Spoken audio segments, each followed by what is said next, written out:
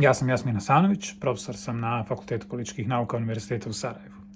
Kao naučnika, politologa, aktivistu i ljevičara, mnogo me obradovalo kada me moja drugarica i kolegica profesorica Biljana Vankovska obavijestila da će biti kandidatkinja na izborima za predsjednicu Makedonije. Mi u Bosni i Hercegovini dijelimo mnogo sličnosti sa Makedonijom. 30 godina živimo u društvima koja su zarobljena između vječite tranzicije, etničkih podijeljenosti i tenzija.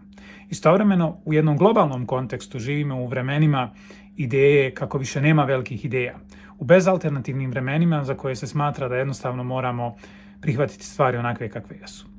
Baš zato kandidaturu Biljane Vankovske vidim kao svojevrsni glas podređenih i prezrenih. Upravo je Biljana Vankovska ta koja je svojim kritičkim, naučnim i akademskim radom i djelovanjem ukazivala na opasnosti i pružala otpor ovakvim stvarima, često riskirajući svoju karijeru pa i sigurnost. Vjerujem da baš ona ima viziju jedne drugčije Makedonije.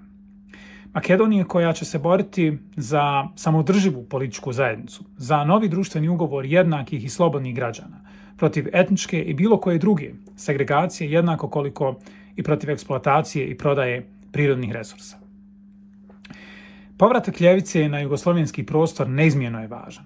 Jako je važno da nove snage preuzmu institucionalnu političku borbu koju vidimo kod ljevice u Sloveniji i Hrvatskoj. Zato mi je zadovoljstvo podržati i pozvati vas da podržite Biljanu Vankovsku na predstojećim izborima.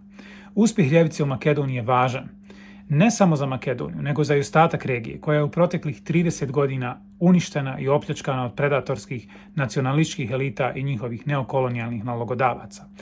A ljevica se na političkom spektru u potpunosti izgubila ili utopila u nacionalnu priču. Zato je vrijeme da građani i građanke Makedonije, ali svi mi zajedno, regionalno i globalno, osmišljavamo jednu zajedničku, antikapitalističku, antinacionalističku i antikolonijalnu priču.